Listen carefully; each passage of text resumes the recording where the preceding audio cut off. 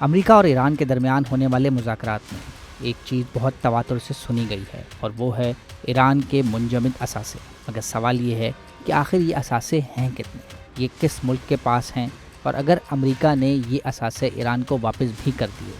تو ان کا استعمال کیسے ہوگا؟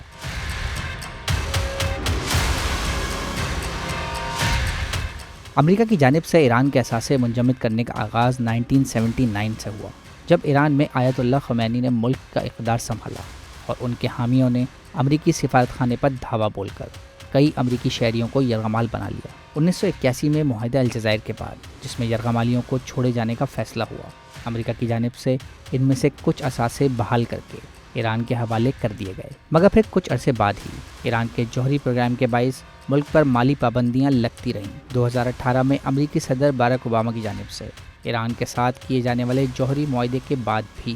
ایران کو اپنے کئی منجمد اثاثوں تک رسائی حاصل ہوئی، اور امریکی صدر ڈونلڈ ٹرمپ کا اس حوالے سے دعویٰ ہے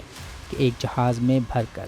$1.7 بلین کیش کی صورت میں ایران کے حوالے کیے گئے، مگر ایسوسیٹڈ پریس اور دیگر اداروں کا کہنا ہے کہ یہ رقم $400 ملین تھی، جبکہ تقریباً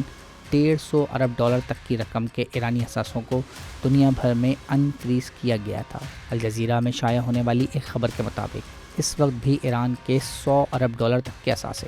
دنیا بھر میں منجمد ہیں، جن میں ان کے تیل سے حاصل ہونے والی رقوم اور دیگر رقوم بھی شامل ہیں۔ رپورٹ کے مطابق تقریباً $20 ارب کے ایرانی اثاثے چین کے بینکس میں رکھے ہوئے ہیں، 7 ارب انڈین بینکس میں، 6 ارب عراقی اور قطری بینکس میں، 2 ارب امریکی بینکس اور $1.5 ارب جاپان اور لگزمبرگ کے بینکس میں موجود ہیں۔ ان میں سے زیادہ تر پیمنٹس وہ ہیں جو ایرانی تیل کی سپلائی کی پیمنٹس ہیں اور بینکنگ سیکٹر سے ڈالر کی صورت میں ایران منتقل ہونا تھیں، مگر امریکی پابندیوں کے سبب اگر کوئی بھی ملک ان پیسوں کو منتقل کرتا ہے تو وہ امریکی پابندیوں کی وجہ سے عالمی بینکنگ نیٹ ورک سے کٹ سکتا ہے۔ قطر میں رکھے ہوئے $6 ارب وہ ہیں جو 2023 میں امریکہ اور ایران کے درمیان ہونے والے قیدیوں کے تبادلے کے معاہدے کے بعد قطر منتقل کیے گئے تھے تاکہ وہاں سے ایران بھیجے جا سکیں، مگر پھر نئی امریکی پابندیوں کے باعث یہ ایک دفعہ پھر ایرانی دسترس سے باہر ہو گئے۔ موجودہ حالات میں جب امریکی اور اسرائیلی بمباری میں ایران کے تیل، گیس اور دیگر انفراسٹرکچر کو شدید نقصان پہنچا ہے، ایران کی کوشش ہے کہ وہ ان $100 ارب تک رسائی حاصل کرے تاکہ اپنی مشکلات کا شکار معیشت کو سہارا دے سکے۔ امریکہ اور ایران کے درمیان ہونے والے معاہدے کے مطابق مذاکرات کے دوران مرحلہ وار ایران کے منجمد اثاثوں کو ریلیز کیا جائے گا، مگر سوال یہ ہے کہ کیسے اور کیا صدر ٹرمپ ایک ساتھ اتنی بڑی رقم ایران کے حوالے کر دیں گے؟ اس سوال کا جواب اب خود صدر ٹرمپ نے دیا ہے۔ Money that's being unfrozen is going to be used to buy food, and the food's going to be bought exclusively